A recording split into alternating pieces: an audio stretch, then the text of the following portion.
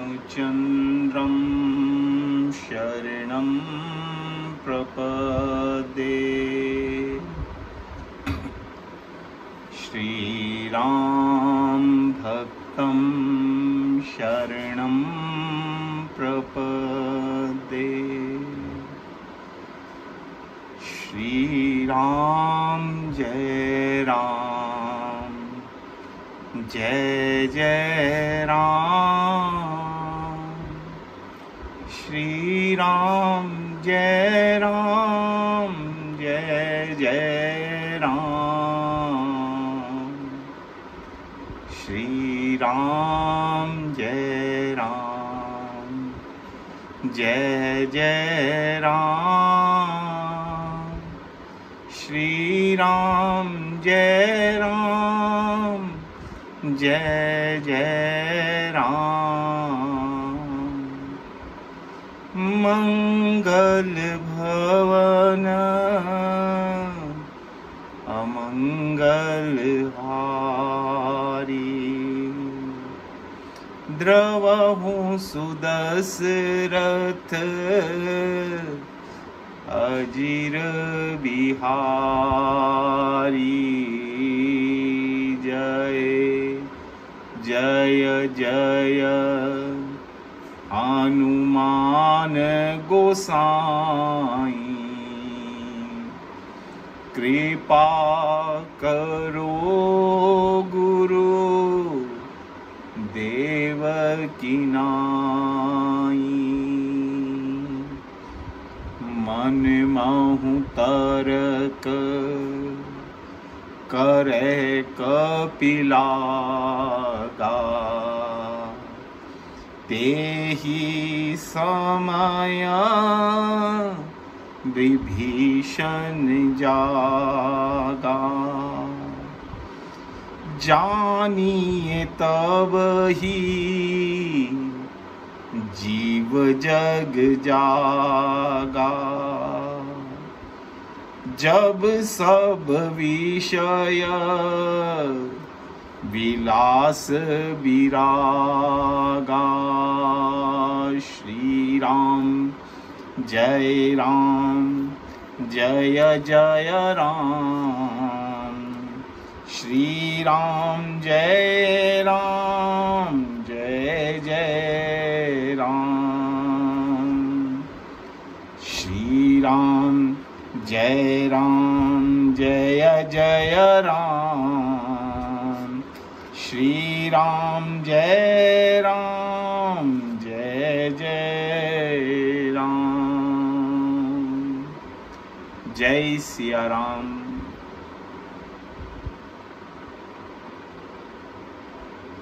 इस संसार के अंदर हर व्यक्ति, हर जीव,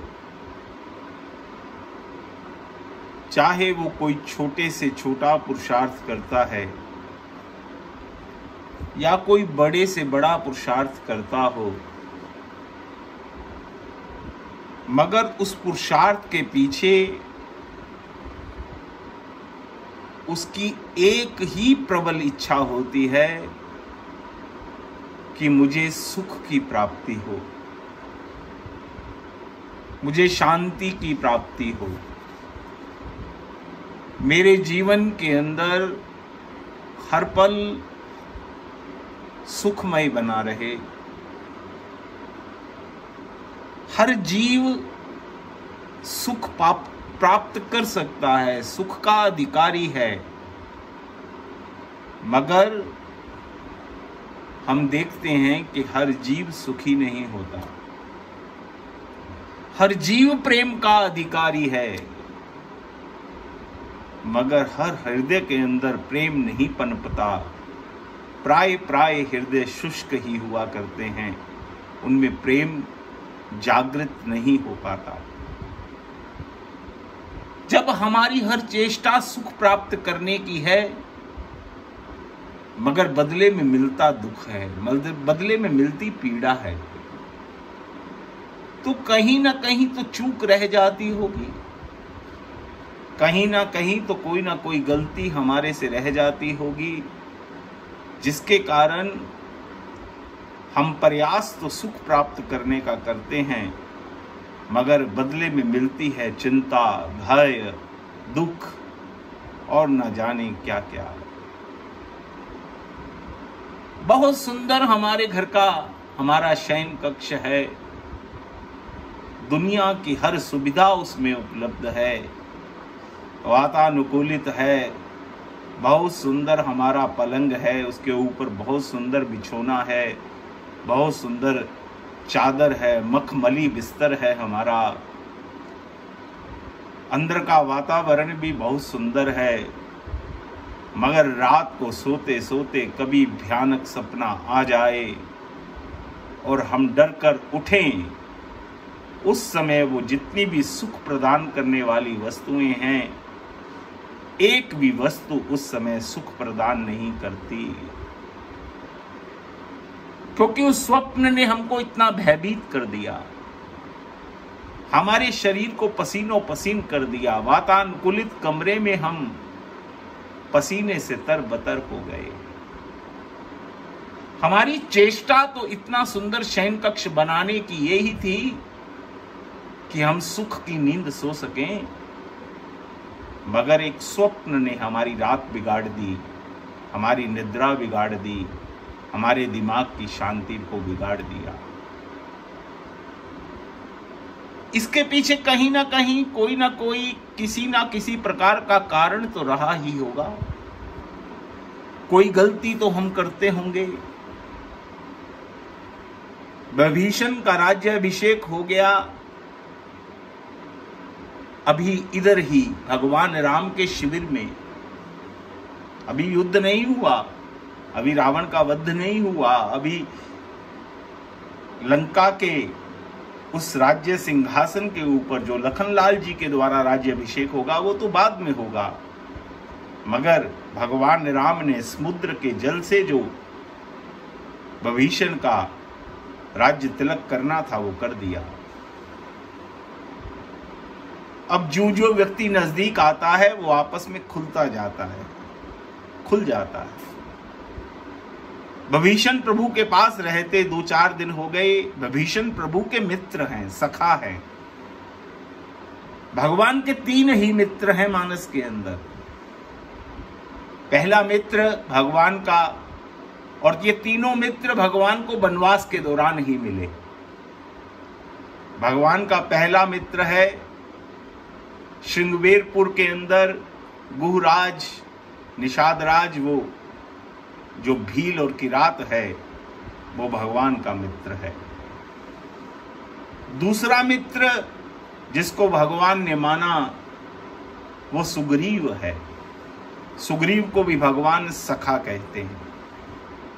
और तीसरा मित्र जो है भगवान का वो विभीषण है, जो रावण का भाई है, जो रावण का भ्राता है। भगवान उसको भी मित्र की उपाधि देते हैं। मगर संत जो कहते हैं कि ये भगवान के जो 3 मित्र हैं, इनमें सबसे ज्यादा जो प्रभु की घनिष्ठता है वो निषादराज से है। निषाद प्रभु के सबसे नजदीक पड़ते हैं, निषाद प्रभु के हृदय के सबसे नजदीक हैं। और दूसरे मध्यम स्तर के ऊपर जो प्रभु के मित्र हैं वो विभीषण भगवान के मध्यम स्तर के मित्र हैं। मगर सुग्रीव इन तीनों के अंदर अगर तुलना की जाए तो सबसे दूर मालूम होते हैं संतों की दृष्टि में कि सुग्रीव तीसरे नंबर पर आता है। सुग्रीव भगवान को तीसरे नंबर पर प्रिय है। ये विभीषण भी भगवान का मित्र है। और एक दिन विभीषण भगवान राम से पूछते हैं कि प्रभु, मेरे मन में एक प्रश्न है। जब मैं आपसे मिलने आया था, आपके शिविर के बाहर जो बानर और रीछ और भालू जो खड़े थे, उन्होंने मुझे रोक लिया था, मुझे बाहर बिठा दिया था और वो अंदर से आपकी आज्ञा लेने के लिए आए थे। आप तो शरणागत वत्सल हैं, आप तो भक्त वत्सल हैं प्रभु, मगर एक प्रश्न मेरे मन के अंदर लगातार खटक रहा है। वो जब मेरा संदेश लेकर अंदर गए तो प्रभु उन्होंने वापिस आने में बहुत देर लगा दी। मुझे बहुत देर तक आपका इंतजार करना पड़ा। जब आप शरणागत वत्सल हैं और कोई जीव अपना सब कुछ छोड़कर आपके लिए आगे आत्मसमर्पण करने के लिए जब आ गया, तो क्या फिर भी उसको आपके द्वार पर इतनी देर इंतजार करना पड़ता है? ये आपकी कौन सी रीति है, मैं ये समझना चाहता हूं। मुझे इतनी देर प्रभु इंतजार क्यों करना पड़ा? कौन सी वार्ता अंदर चल रही थी? कौन सा तर्क वितर्क अंदर चल रहा था जिसके कारण मुझे इतनी देरी तक प्रभु इंतजार करना पड़ा? भगवान राम विभीषण से कहते हैं कि विभीषण, तेरा प्रश्न बहुत उचित है, तेरा प्रश्न बहुत सुंदर है।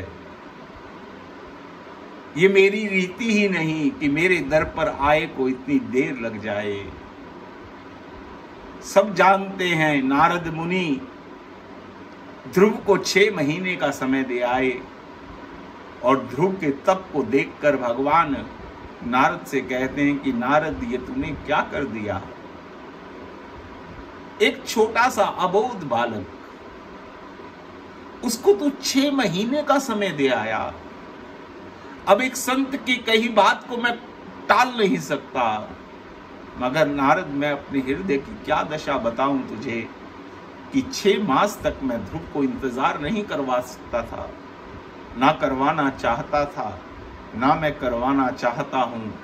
एक एक पल मेरा एक एक कल्प के समान बीत रहा है और उस दिन के इंतजार कर रहा हूं कि कब 6 मास पूरे हों और मैं ध्रुव को जाकर ध्रुव को चूम लूं, ध्रुव को अपने गले से लगा लूं। भगवान का स्वभाव तो ऐसा है।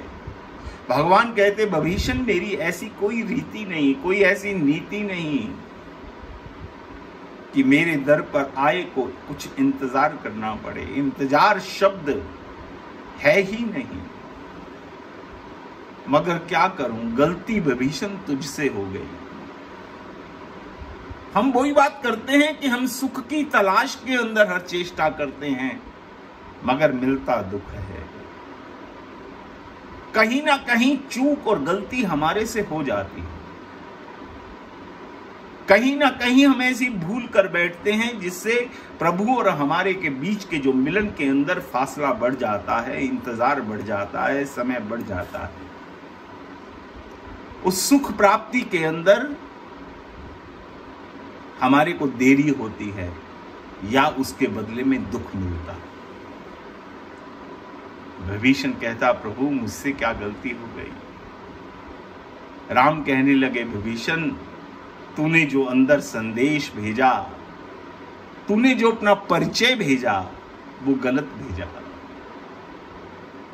तूने कहा कि भीतर जाकर राम से कह दो कि रावण का भाई मिलने के लिए आया है। अगर तू इसकी जगह ये कह देता कि रावण का भाई नहीं, हनुमान का भाई मिलने के लिए आया है,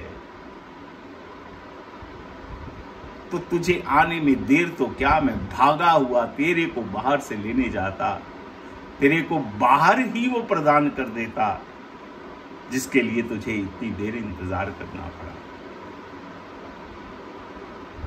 अब सबके मन में विचार आएगा कि हनुमान का भाई कैसे कह देता, हनुमान का भाई क्यों कह देता। इसके लिए हमें थोड़ा पीछे जाना पड़ेगा। जब लंका के अंदर हनुमान जी ने विभीषण के घर के आगे हनुमान जी पहुंचते हैं, उस समय जब विभीषण के घर के आगे पहुंचे तो तुलसीदास जी ने लिखा कि हनुमान जी मन के अंदर ये तर्क वितर्क, ये विचार कर रहे हैं कि यहां कहां सज्जन कर वासा, इस सुरा सुंदरी और काम की इस नगरी लंका के अंदर यहां पर सज्जन का वास कैसे हो सकता है? यहां पर ऐसा कौन है जिसके घर के बाहर नारायण के आयुध अंकित हैं, तुलसी के वृंद के पौधे लगे हैं? हनुमान जी अभी मन में ये विचार कर ही रहे थे, उसी समय विभीषण जागता है। वैसे तो हम नित्य सोते हैं, नित्य जागते हैं, ये हमारी एक क्रिया है। जीव जब सोता है तो जागता है, मगर कभी विचार करना कि क्या हम सही मायने में जाग गए? हम जागते हुए भी सोए हुए हैं। सोए हुए तो हैं ही सोए हुए, मगर जीव की परेशानी क्या है? ये जागते हुए भी सोया हुआ है। तुलसीदास जी ने जो लिखा है ना कि तेही समय विभीषण जागा, ये विभीषण का वो जागना नहीं है जो हम नित्य क्रिया में जागते हैं। ये विभीषण का वो जागना है जिस जागने की बात लखनलाल जी निषाद राज से कर रहे हैं। लखनलाल जी निषाद राज से क्या कह रहे हैं? जानिए तब ही जीव जब जग जागा, जब सब विषय विलास विरागा। कि हे निषाद राज, जीव को जागृत कब समझना चाहिए? जीव कब जागता है? जब उसका सब प्रकार से विषय विलासों से विराग हो जाए। किसी चीज को छोड़ना वैराग्य नहीं होता, कोई चीज छूट जाए वो वैराग्य होता है। अपने आप छूट जाए, हमारे मन से छूट जाए। हम कई तरह के नियम जीवन में पालने की कोशिश करते हैं। हमने ये खाना छोड़ दिया, ये पीना छोड़ दिया, हमने ये रंग छोड़ दिया, हमने ये नियम अपना लिया, मगर कभी कभी हम अपने मन को बैठकर अगर टटोलें तो जिस चीज को हमने छोड़ा हुआ है वो मन हमारा दिन में उसका कई बार भक्षण करता है। मन कई बार भक्षण करता है। 15 दिन बाद एक एकादशी आती है। आगे पीछे हम कुछ खाएं या ना खाएं, मगर उस एकादशी को बहुत कुछ मन खाता है। मन का बहुत कुछ खाने को मन करता है। जब मन से वैराग्य हो जाए, मन जाना ही उधर छोड़ दे, छूट जाए, अपने आप छूट जाए। लक्ष्मण कहते हैं निषाद, जीव को जागृत अवस्था क्या है? जीव की जागृत अवस्था वो ही है जब अपने विषय विलासों से जीव का वैराग्य उत्पन्न हो जाए। ऐसी जागृत स्थिति के अंदर विभीषण हुआ है आज, और उसका फल क्या मिला? उसका फल तुरंत मिला, तुरंत। मज्जन फल पेखई तत्काला। जब जीव जागृत होगा, जैसे मानस में तुलसीदास जी कहते हैं कि तीर्थ में नहाने का पुण्य तो न जाने कब मिलेगा, मगर राम कथा रूपी गंगा के अंदर गोता लगाओ तो तत्काल फल मिलता है। मज्जन फल पेखई तत्काला, काक होई पिक बक उमराला। और क्या फल मिलता है? एक मांस भक्षण करने वाला कौवा मोती चुनने वाला हंस हो जाता है।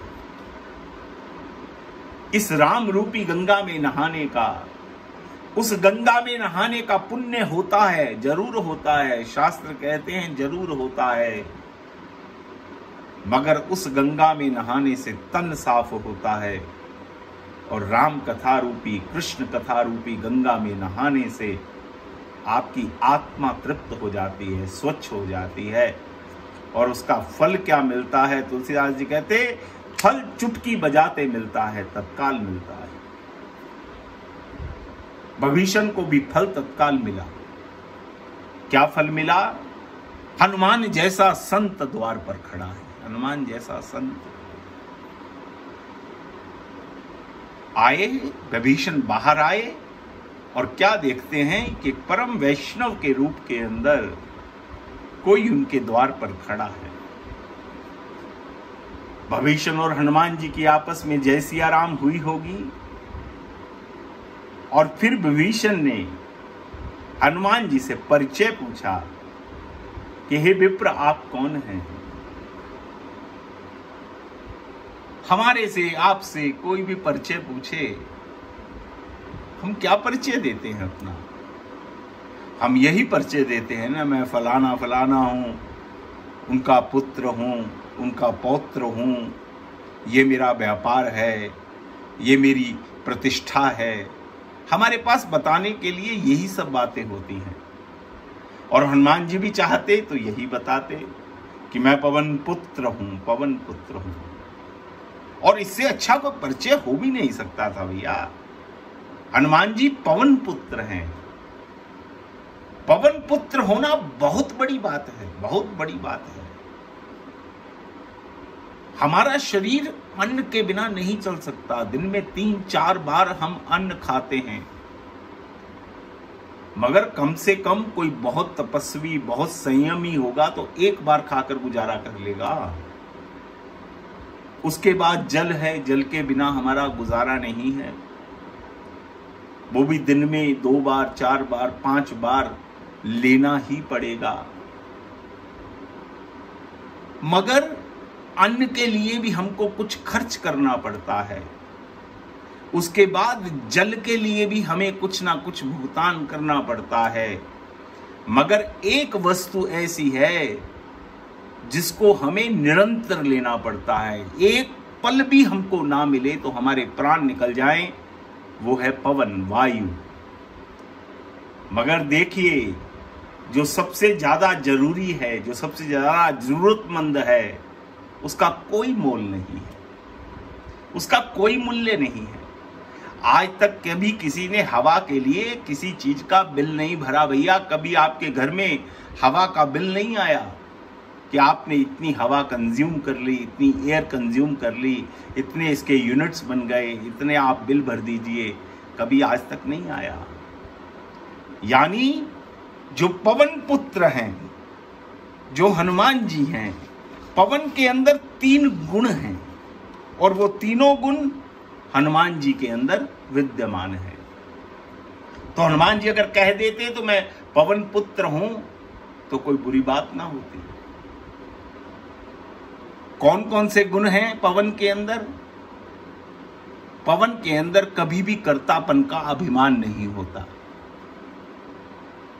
पवन के अंदर अपने किए हुए कर्म की फल पाने की कोई इच्छा नहीं होती। और कर्म का पवन के अंदर सबसे बड़ा गुण होता है, वो अपने काम का आत्मविज्ञापन नहीं करता, अपनी कीर्ति नहीं चाहता, अपना यश नहीं चाहता। एक एक पर थोड़ी थोड़ी देर, 2-2, 4-4 लाइनों के अंदर अगर हम विचार करें तो पहली बात तो उसका को कर्तापन का अभिमान नहीं है। उसकी कभी किसी ने शक्ल ही नहीं देखी। कर्तापन का अभिमान कहां से उत्पन्न होगा?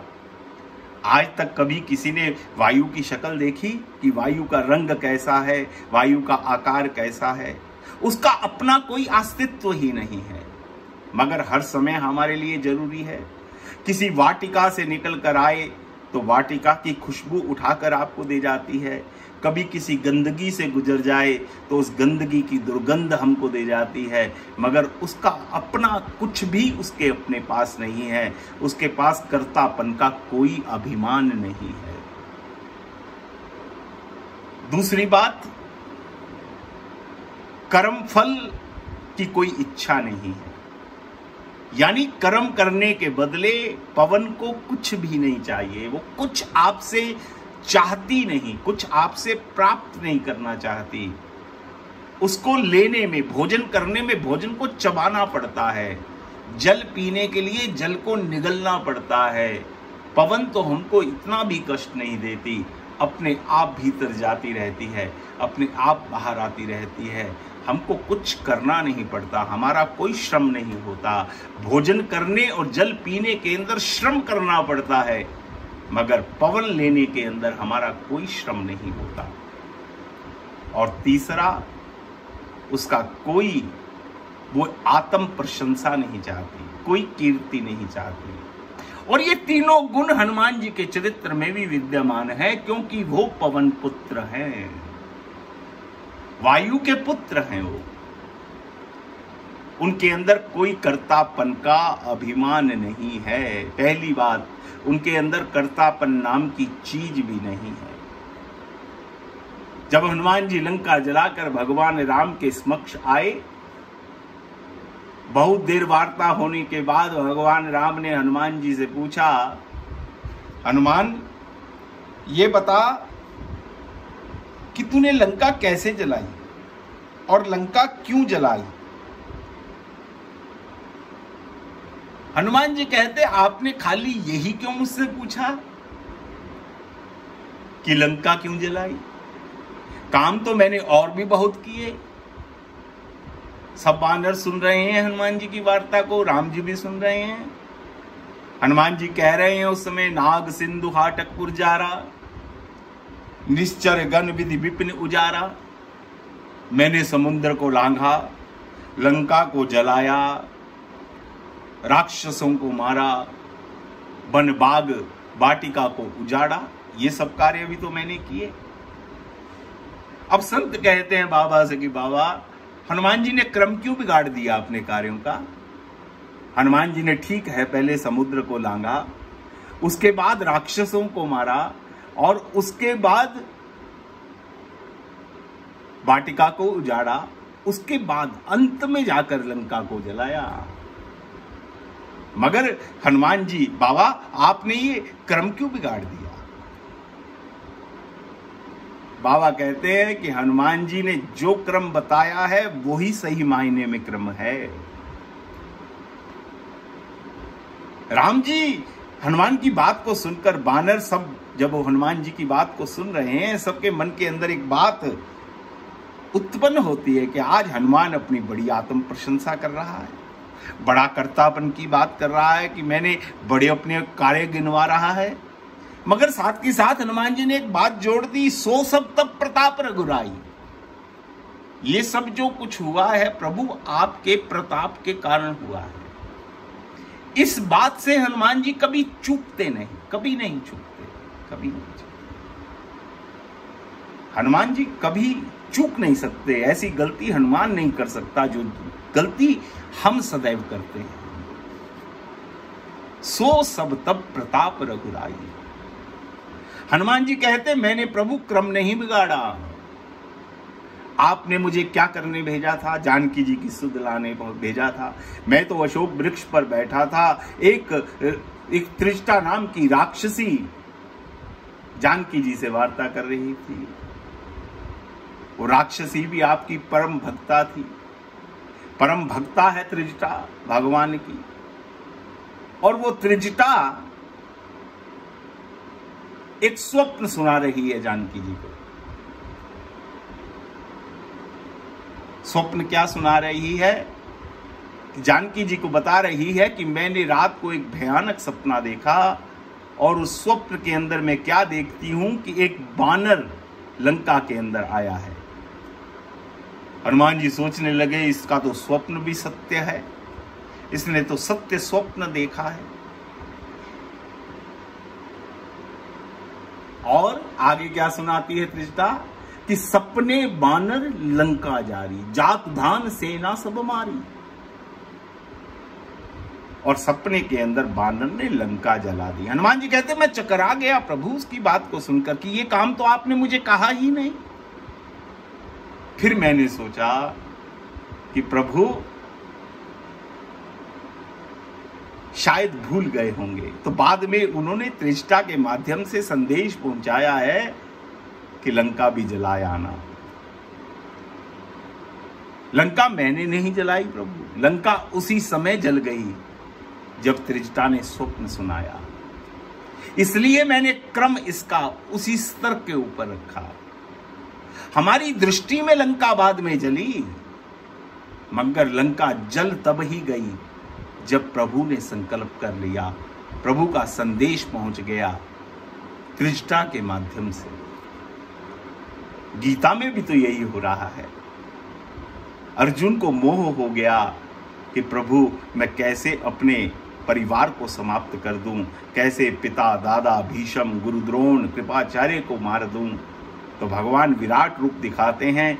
कृष्ण के नेत्रों में जब अर्जुन देखते हैं तो क्या देखते हैं कि जिनको मैं मारने की बात कर रहा हूं, जिनके लिए मैं इतना चिंतित हूं, वो तो पहले ही मरे पड़े हैं, पहले ही मरे पड़े हैं। भगवान के संकल्प मात्र से, गीता में भगवान ने जब उनको मारने का संकल्प कर लिया, वो सब जब ही मर गए। दृष्टि के अंदर, हमारी दृष्टि के अंदर वो बाद में मरे। अर्जुन को माध्यम बनवाकर भगवान ने उनको मरवाया, मगर मर तो वो भगवान के संकल्प से ही गए।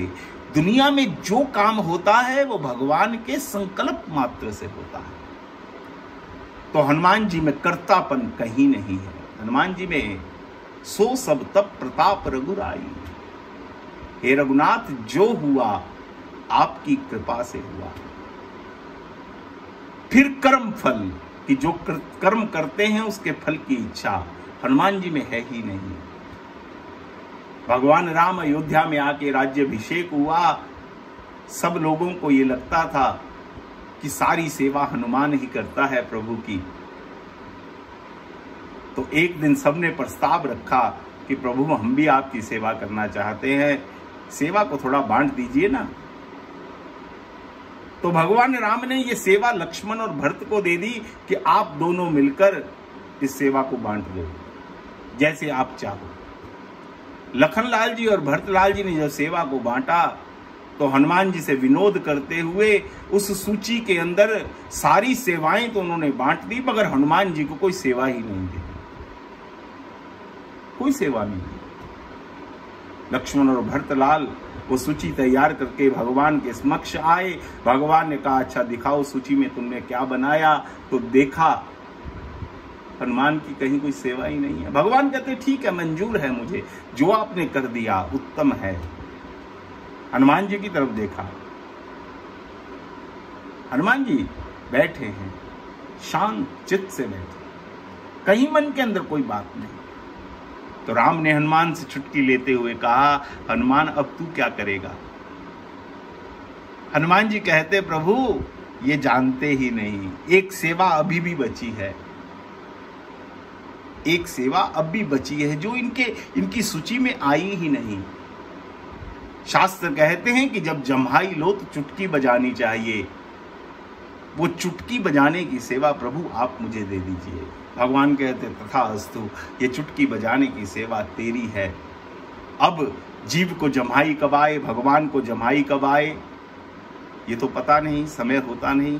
तो 24 घंटे हनुमान जी अब राम के साथ रहते हैं। 24 घंटे फंस गए सब कि हर समय अब तो हनुमान साथ में है। जिसको कोई इच्छा नहीं होती ना, उसको भैया सर्वस्व मिल जाया करता है, सर्वस्व। भगवान के 24 घंटे, भगवान के वो क्षण भी जिनके ऊपर केवल श्री जी का अधिकार है, वो क्षण में भी हनुमान जी सम्मिलित हो गए।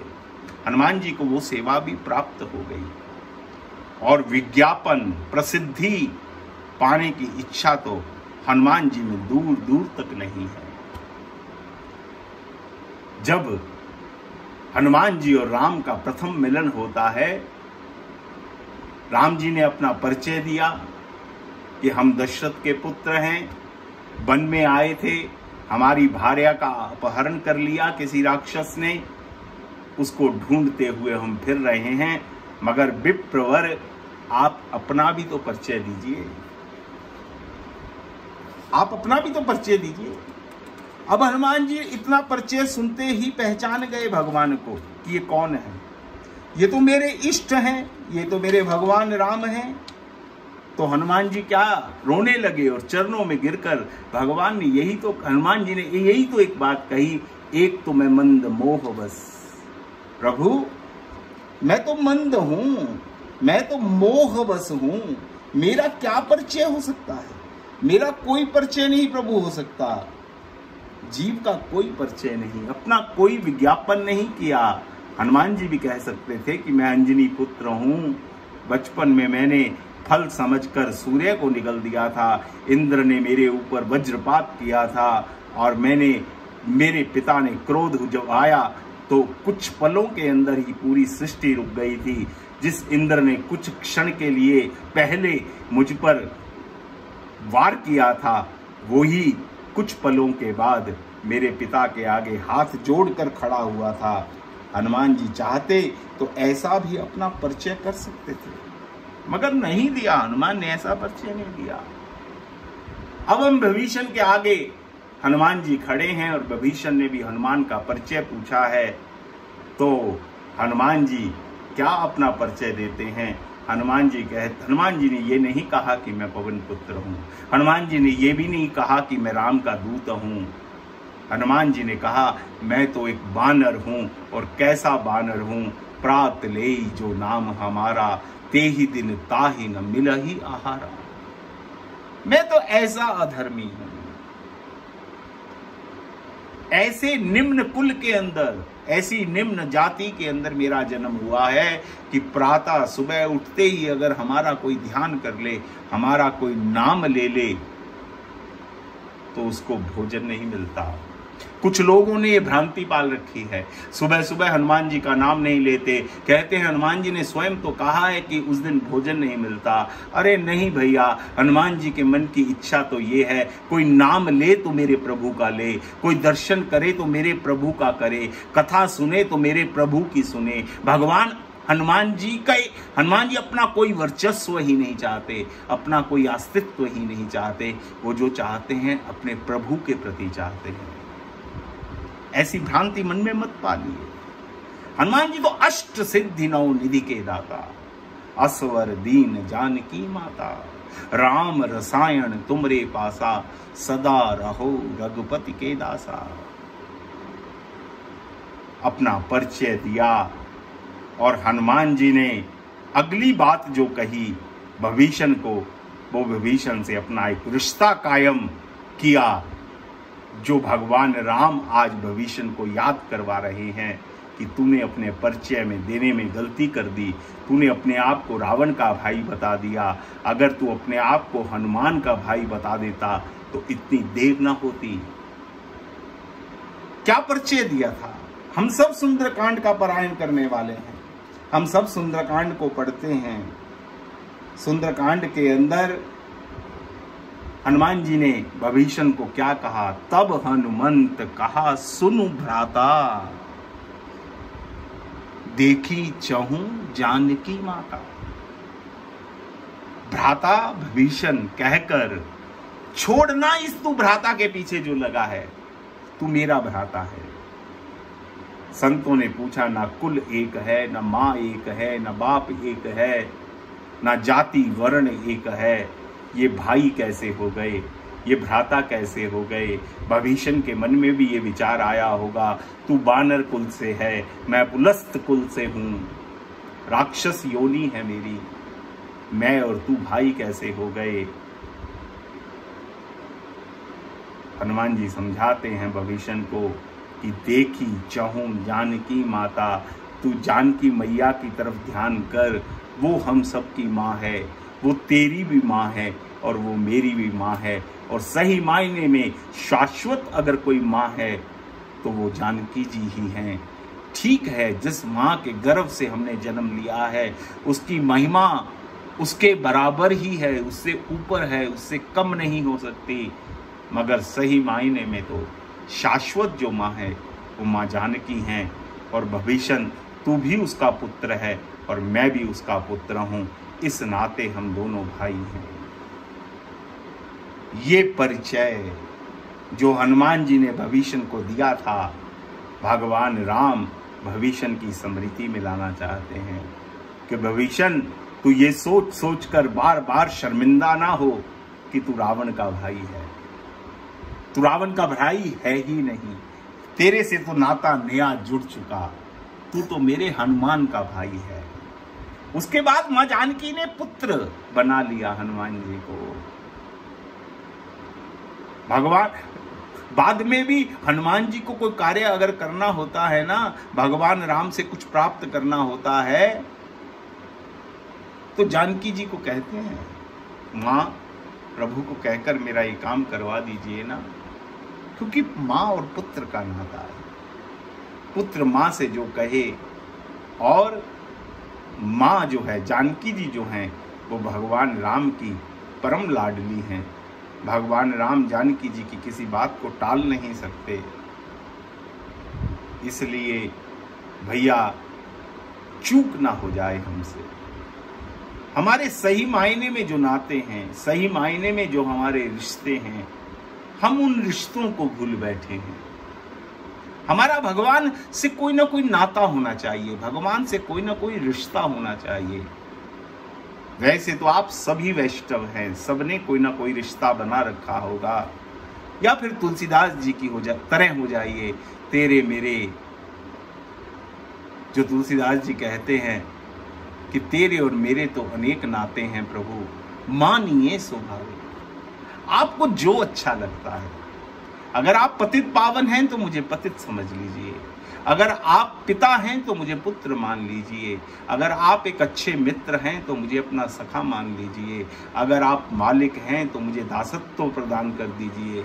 तुलसीदास जी कहते हैं, प्रभु मैं आपसे कौन सा रिश्ता निभा पाऊंगा? आप ही हैं जो जीव के साथ रिश्ता निभा सकते हैं। केवट भी भगवान से यही कहता है कि प्रभु मैं आपसे कुछ भी निभा नहीं पाऊंगा, मेरी औकात नहीं, मेरी ताकत नहीं कि आपसे कुछ निभा पाऊं। निभाना आप ही जानते हैं और आप ही निभा सकते हैं। कृपया करके प्रभु आप ही निभाते रहिएगा। रिश्ता जोड़ो भगवान से, कोई रिश्ता बना लो। वो रिश्ता जीवन भर धीरे धीरे प्रयास से इतना परिपक्व हो जाएगा, फिर भगवान को तो निभाना आता ही है। वो अर्जुन के सखा हैं। भगवान का जो रिश्ता जिससे बन गया ना साहब, उसने उस रिश्ते को उतनी परिपक्वता तक पहुंचा दिया कि वो उसका ही होकर रह गया। एक जैसा कोई दूसरा ना, एक जैसा कोई दूसरा भगवान ने होने ही नहीं दिया, क्योंकि एक ने ही इतना अंत कर दिया, इतनी हद कर दी कि उसके बाद कोई दूसरा उतनी हिम्मत नहीं कर पाया। हम भी जीवन में ऐसी कोई क्रांति ले आएं, कोई प्रभु से ऐसा संबंध जोड़ लें, कोई ऐसा प्रभु से संवाद करें ताकि हमारे जीवन के सभी विवाद मिट जाएं। संवाद करो प्रभु से, संवाद से विवाद मिटते हैं भैया। जीवन का हर विवाद मिट जाएगा।